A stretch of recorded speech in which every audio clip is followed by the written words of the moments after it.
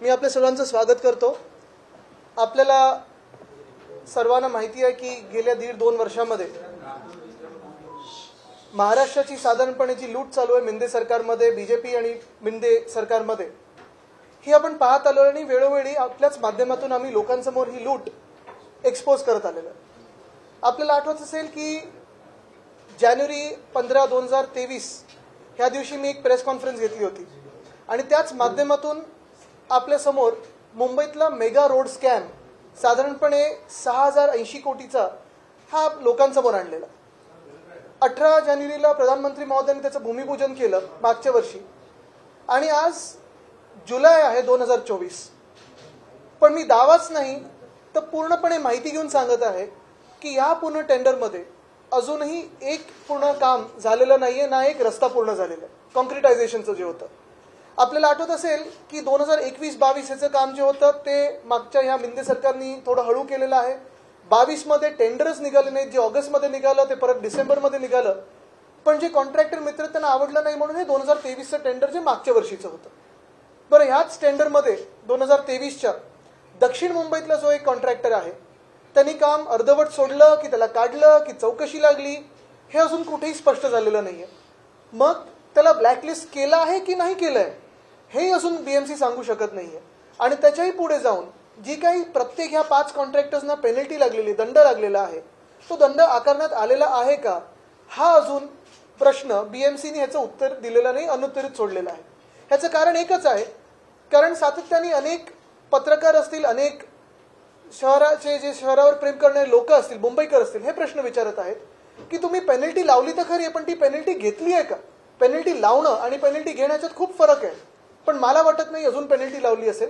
आणि त्याही पुढे जाऊन आम्ही जेव्हा हा रोड स्कॅम लोकांसमोर आणला तेव्हा 6080 कोटीवरनं जवळपास 900 कोटी कमी केले, कारण मी ॲडव्हान्स मोबिलायझेशन बद्दल बोललेलो, रिवाइज SOR त्याच्याबद्दल बोललेलो, आणि हा पूर्ण हे टेंडर जे होतं ते 5,500 पर्यंत आलं होतं, 5,500 कोटीपर्यंत आलं होतं। आता माझी माहिती अशी आहे की कुठे ना कुठेतरी काहीतरी वाटाघाटी करून या मिंदे सरकारनी आणि प्रशासकांनी आज आपण पाहतो आतापर्यंत जे झालेलं काम आहे त्याच्यात ॲडव्हान्स मोबिलायझेशन हळूहळू मागच्याच कॉन्ट्रॅक्टर्सना द्यायला सुरू केलेलं आहे।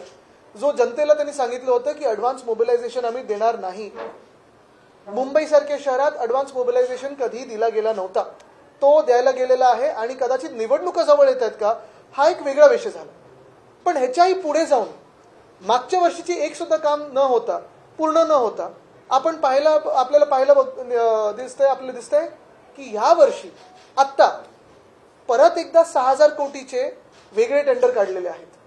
ह्याच्यात देखील 5 आवडते मित्र घेतलेले आहेत जे सेटिंग केलं, जसं मागच्या वेळी आम्ही ते कार्टेल किती रेटला काय मिळालं होतं ते तुमच्यासमोर आणूच नक्की, पण ह्या 5 कॉन्ट्रॅक्टरना पुन्हा एकदा 6000 कोटी ह्याची मदत निधी सरकार जाहीर करत आहे, कारण हे खिशा भरण्याचं काम चालू आहे, ॲडव्हान्स मोबिलायझेशनचं काम चालू आहे। त्या ॲडव्हान्स मोबिलायझेशनमधून कुठेही काही खोके मिळत आहेत का हा विषय नंतर येईलच, पण आज माझा प्रश्न हाच आहे। मी मुंबई महानगरपालिकेला 2 दिवसापूर्वी पत्र देखील लिहिलेलं आहे आणि आज पण मी विचारत आहे, पहिली गोष्ट म्हणजे मागच्या वर्षीच्या टेंडरमधून किती कामं पूर्ण झालेली आहेत, किती कामं चालू झालेली आहेत, किती कामं 50% तरी झालेत, हे आम्हाला जाहीरपणे दाखवा, भले मला नाही दाखवलं तर पत्रकारांना दाखवा।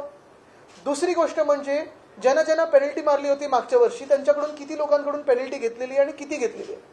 तिसरी गोष्ट म्हणजे ब्लॅकलिस्टची यादी जी बीएमसीची आहे ती कोणी सिरियसली घ्यायची की नाही घ्यायची, कारण मागच्या वर्षी एक कॉन्ट्रॅक्टर ब्लॅकलिस्ट झालेत, ते ब्लॅकलिस्ट झालेत की नाही झालेत अजूनही पत्ता नाही। या वर्षीच्या टेंडरमध्ये एक 6 वर्षापूर्वी ब्लॅकलिस्ट झालेले कॉन्ट्रॅक्टर होते, त्यांना काम दिलं गेलं, मोठं पॅकेज दिलं गेलं नाही।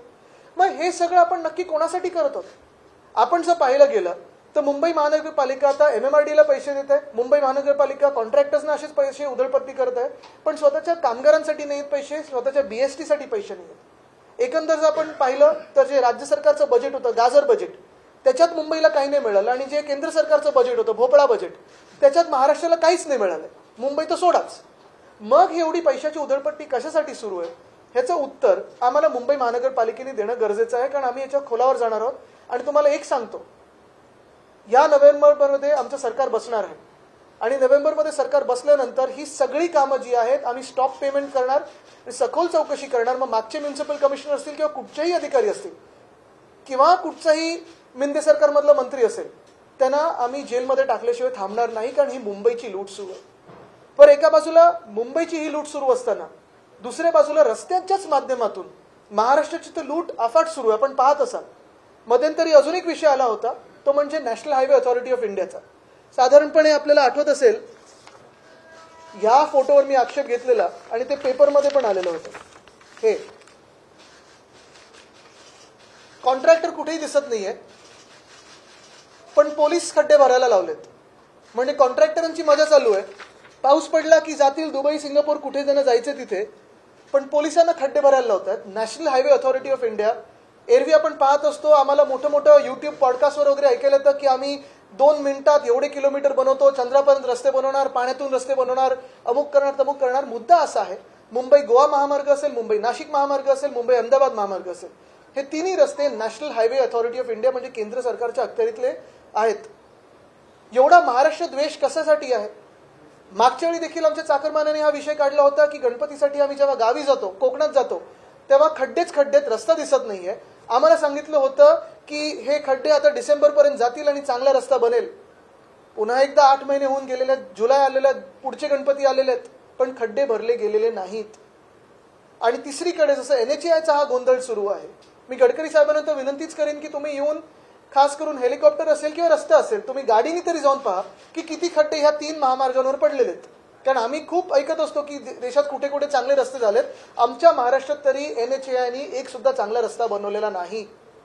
आणि तिसरी गोष्ट म्हणजे जे एक खातं घटनाबाह्य मुख्यमंत्र्यांकडे गेले 10 वर्ष आहे, MSRDCचं, हिंदुराष्ट्र सम्राट बाळासाहेब ठाकरे समृद्धी महामार्ग, खड्डे जे आहेत दिसत आहेत आपल्याला, आपल्याच माध्यमातून आपण पाहतोय, ऍक्सिडेंट वाढत चाललेले आहेत. पण सगळ्यात मोठी गोष्ट म्हणजे हे वांद्रा वर्सोवा सी लिंक 2017 मध्ये जेव्हा मुंबई महानगरपालिकेने कोस्टल रोडचं काम हाती घेतलं, तेव्हा वरचा भाग जो आहे, नॉर्थ बाउंड जो आहे, तो MSRDC खात्याकडे गेला. आता 2017 ते आतापर्यंत किती वर्ष झालेले आहेत? कोस्टल रोड ठीक आहे, अर्धवट उद्घाटन केलं, जे आम्ही पूर्ण केलं असतं 2023च्या डिसेंबरपर्यंत. पण आता आपण पाहतोय, आजची बातमी आहे, 6,500 कोटीची एस्केलेशन त्या मुंबई वर्सोवा, बँड्रा वर्सोवा सीलिंग मध्ये झाले, नॉर्थ बाउंड कोस्टल रोड मध्ये झाले. एक सुद्धा गर्डर लागल्याचं काम झालेलं नाहीये. 2दा मला वाटतं कॉन्ट्रॅक्टर बदलले आहेत, सरकारं 3 बदललेली आहेत. खातं मिंदे सरकारकडेच राहिलेलं आहे, घटनाबाह्य मुख्यमंत्र्यांकडेच राहिलेलं आहे. आणि एक वैशिष्ट्य असं आहे घटनाबाह्य मुख्यमंत्र्यांचं की त्यांच्या खात्यात जिथे जिथे मग रस्त्याची कामं असतील, महानगरपालिकेची कामं असतील, कुठचंही काम असेल, काम हो किंवा नको होते, एस्केलेशन 100% होतं आणि त्यांच्याच आवडत्या मित्रांना मिळतं. जसं नावडता महाराष्ट्र हे केंद्र सरकारच्या बजेटमध्ये होतं, तसं एक लाडका कॉन्ट्रॅक्टर हे स्कीम आता आपण पाहतोय गेले 2 वर्ष सुरू आहे. ही महाराष्ट्राची लूट चाललेली आहे. आणि मी तुम्हाला शब्द देतोय की येणारं सरकार आमचं आहे, महाविकास आघाडीचं आहे, आणि आमचं सरकार आल्यानंतर हे सगळे भ्रष्ट कॉन्ट्रॅक्टर असतील, सगळे अधिकारी असतील, कोणी मंत्री असेल, त्यांना आम्ही जेलमध्ये टाकल्याशिवाय राहणार नाही.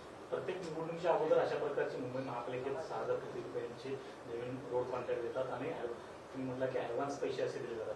ते पैसे काय निवडणुकीसाठी वापरले जातात? आता हे खोके धोके म्हणजे स्वतःसाठी खोके, जनतेला धोके हे दिसतंय. तर ते कशासाठी वापरले जातात माहित नाही, पण एवढं मोठं कॉन्ट्रॅक्ट जर आपण पाहतोय, मागच्या वर्षीचं एक तरी कॉन्ट्रॅक्ट पूर्ण झालंय का?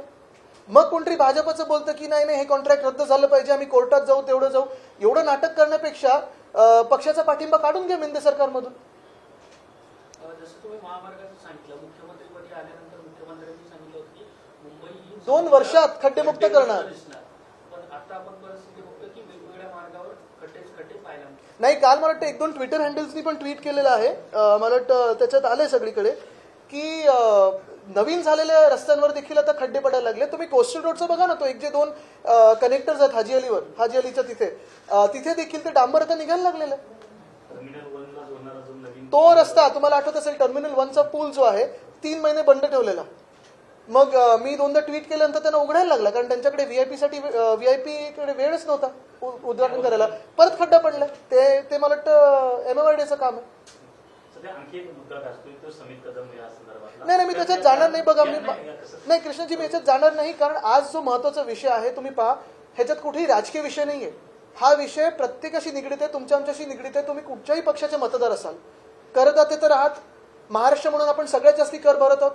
मग आपल्याला केंद्रीय मंत्रालयाकडून म्हणजे NHAI कडून, ministry of road transport and highways कडून MSRDC कडून किंवा मुंबई महानगरपालिकेकडून एवढे बेकार रस्ते का मिळत आहेत आणि जेव्हा आम्हाला सांगितलं जातं किंवा आम्ही 2 वर्षात खड्डेमुक्त करू, अमुक करू, तमुक करू, ठाण्याचे किती खड्ड्याचं तर लोकांसमोर यायला लागले, तिकडच्या फ्लायओव्हरचं किती बेकार लोकांसमोर यायला लागलेलं. हिंदी में जानना चाहेंगे, आज जो आपने प्रेस कॉन्फ्रेंस लिया है, पॉटहोल समेत जो है हाईवेज की जो कंस्ट्रक्शन है और ये जो सीलिंग का इश्यू है, आपने काफी सारे मुद्दे उठाए हैं. बिल्कुल. क्या कहना चाह रहे थे? आज हम 3 मुद्दे अहम उठा रहे हैं. पहली बात तो यही है कि BMC मुंबई महानगर पालिका पिछले 2 सालों से चुनाव नहीं हुआ है. 2021-22 के जो काम थे वो स्लो डाउन कर दिए मिंदे सरकार ने. जो 22 में टेंडर्स निकलने वाले थे उनके कॉन्ट्रैक्टर दोस्तों को पसंद ही नहीं आया तो वो रद्द कर दिए गए. फिर 23 में 15 जनवरी 2023 को मैंने पत्रकार परिषद ली थी और आप ही के माध्यम से जनता के सामने ये एक मेगा स्कैम एक्सपोज किया था. 18 जनवरी 2023 को खुद PM साहब आए थे, उन्होंने भूमि पूजन किया, लेकिन वो 5 पैकेज में से एक पैकेज ऐसा है जहां कॉन्ट्रैक्टर भाग गया है. BMC ने तय किया था कि उसको ब्लैकलिस्ट किया जाएगा, पेनल्टी लगाई जाएगी, लेकिन पेनल्टी लगाई तो है, पैसा वसूल किया है कि नहीं पता नहीं. बाकी की वसूली सरकार की बहुत चलती है, लेकिन पेनल्टी और कॉन्ट्रैक्टर से वसूली नहीं होती है. दूसरी बात यह है कि उन्हीं 4 जो पैकेज है, एक पैकेज तो बंद हो गया, 4 पैकेज में से एक भी रास्ता पूरा हुआ है क्या, ये मैंने सवाल BMC को पूछा हुआ था. हर महीने पूछता हूं, जवाब आता नहीं है क्योंकि जवाब है नहीं उनके पास. आपको अगर याद होगा जब मैंने ये सवाल पूछे थे तब उन्होंने कहा था कि हम CCTV लगाएंगे, मॉनिटरिंग करेंगे, हर हफ्ते में सबको रिपोर्ट दिखाएंगे कि कितने प्रतिशत रास्ते हुए. रास्तों के तो पता नहीं, लेकिन खोखे और धोखे बहुत सारे मिले हैं इस मुंबई को और महाराष्ट्र को.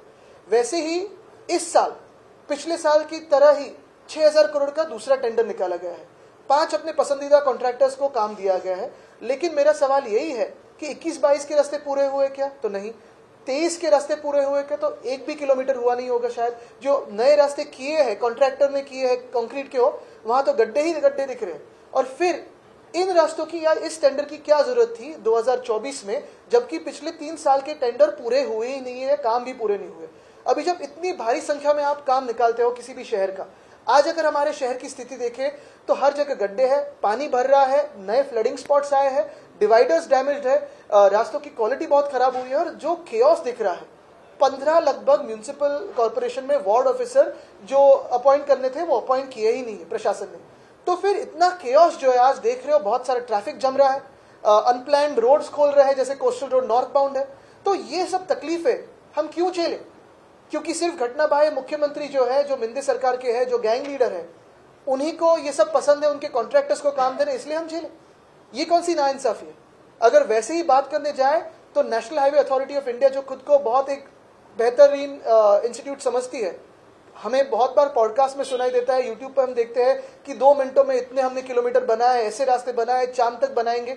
लेकिन चांद तो हमें जमीन पर दिख रहा है क्योंकि गड्ढे ही गड्ढे चांद के सरफेस पे जैसे वैसे national highway authority of India के रास्तों पे है. मुंबई गोवा हो, मुंबई नासिक हो, मुंबई अहमदाबाद हाईवे हो, 4-4, 5-5 घंटे लोग ट्रैफिक में त्रस्त है, हैरान है. टोल तो भर रहे हैं लेकिन रास्तों का कहीं पता नहीं है. तो ये क्यों हम झेले, क्यों हम सहन करें? हमें तो कहा गया था कि जो कोकण में हमारे कोकणवासी जाते हैं, खास करके अभी गणपति बापा के जो फेस्टिवल को, तो हर साल हमें कहा जाता है कि अगले दिसंबर तक ये रास्ते ठीक हो जाएंगे. अभी पिछला दिसंबर भी निकल गया, जुलाई आ गया है, लेकिन रास्ता दिख रहा नहीं. और फिर तीसरी बात रहती है MSRDC की. नॉर्थ बाउंड कोस्टल रोड जो है लगभग 2017 से अभी तक 7 साल हुए, 8 साल हुए, 10 साल से तो इलीगल CM के पास ये खाता है. 3 सरकारें बदली है, खुद CM है, लेकिन अभी तक ना एक गर्डर लग चुका है, ना कनेक्टर लग चुका है. पैसा तो आ रहा है MSRDC में, कॉन्ट्रैक्टर्स को तो जा रहा है, कॉन्ट्रैक्टर बदला गया है. ये भी आज न्यूज आई है कि 6788 करोड़ से एस्केलेशन हुआ. ये जो इलीगल CM है उनकी एक खासियत है, भले काम हो ना हो, काम होते तो है ही नहीं, लेकिन एस्केलेशन जरूर होता है. 100% एस्केलेशन से भी ज्यादा होता है. और यही तकलीफ है इस महाराष्ट्र की कि अगर आप देखें तो ना केंद्र सरकार के बजट में हमारे लिए कुछ था, महाराष्ट्र करके सबसे ज्यादा करदाता होके भी, GST को सबसे ज्यादा कंट्रीब्यूशन होके भी, और ना महाराष्ट्र के बजट में मुंबई के लिए कुछ था.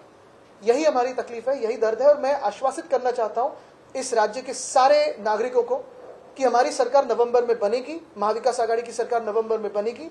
और जैसे ही हमारी सरकार बनती है, ये सारे रास्तों के कॉन्ट्रैक्टर्स को और जो भी ऑफिसर्स हैं उनको इंक्वायरी लगाएंगे, जनता के सामने वाली इंक्वायरी लगाएंगे, पारदर्शक इंक्वायरी लगाएंगे और जो भी दोषी हो उन्हें जेल में बिठाएंगे। सर, आपने नेशनल हाईवे का जिक्र किया। मुंबई गोवा एक ऐसा हाईवे है जिसका इंतजार 12 सालों से हो रहा है। इस बीच 500 करोड़ के आसपास खर्च भी हो चला है, लेकिन अब तक कोई रिलीफ नहीं। बिल्कुल, और अभी तीसरे हाईवे की बारे में बात करें, कोस्टल रोड एक था, फिर ये मुंबई गोवा चल रहा है, फिर अभी बीच में एक और हाईवे प्रस्तावित किया है राज्य सरकार ने। यानी प्रस्ताव तो बहुत सारे आ रहे हैं, लेकिन काम कहाँ पूरे हो रहे? टोल भी तो चल रहा है। आदित्यजी, मुंबई पुणे किंवा जे काही नागरी समस्या आहेत त्या आपण बघतोय, पावसाळ्यात बघतोय, एकीकडे अशी परिस्थिती असली, पूर, रस्त्यांची अवस्था, प्रशासकाचा वचक नाहीये, दुसरीकडे निवडणुका देखील होत नाहीये, त्यामुळे कुठे ना कुठे वचक निवडणुका आता एकच दणका मला वाटतं ही महाराष्ट्राची जनता ह्या मिंदे सरकारला आणि भाजपला देणार आहे, कारण महाराष्ट्राची लूट कोणालाही बघवत नाहीये। खरं तर आता एवढे विषय जमलेले आहेत की प्रत्येक अर्ध्या तासाने एक प्रेस कॉन्फरन्स घेतली तरी आचारसंहितेपर्यंत आपण पोहोचणार नाही। अजून 2-4 विषय आहेत, ते 2-3 दिवसात घेऊ आपण। आता उद्या मी पुण्यात चाललोय, कारण पुण्याची पण परिस्थिती अशीच खराब करून ठेवलेली आहे। कधी नाही तसं पाणी पुराचं तिथे जमायला लागलं, तुंबायला लागलेलं आहे, तिथे मी पुण्याबद्दल बोलीनच। पण मला वाटतं हा विषय खूप महत्वाचा आहे, कारण आज तुम्ही बघताय कुठेही येणं जाणं पण एवढं कठीण झालेलं आहे। मग तुम्ही भले ट्रेनमधून जा, रिक्षातून जा, कुठे जा, ट्रेनचे तर ऍक्सिडेंट रोज होत आहेत, पण मंत्री महोदय प्रभारी म्हणून आलेत। तर आज हा जो रस्त्यांचा विषय, मी खरोखर आपल्या सर्वांना विनंती करीन, कारण आपल्या सर्वांचा करदाता म्हणून पैसा या कॉन्ट्रॅक्टरच्या खिशात जातोय।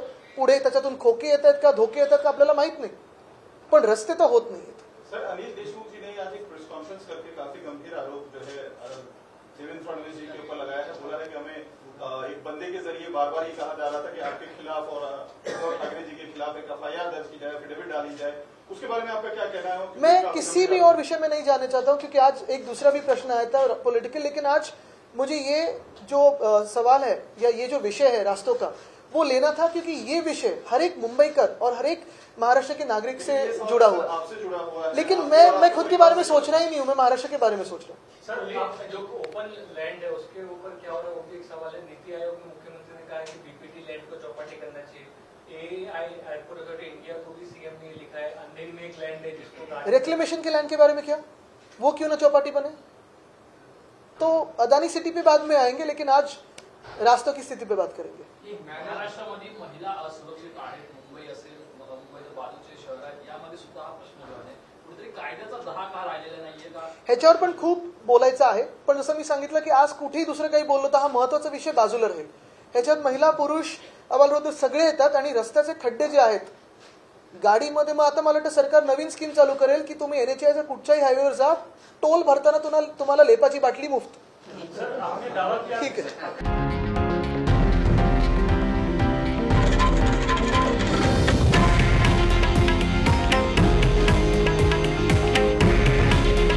हे आहे देशातील नंबर 1 न्यूज नेटवर्क, आणि आपण पाहत आहात TV9 मराठी।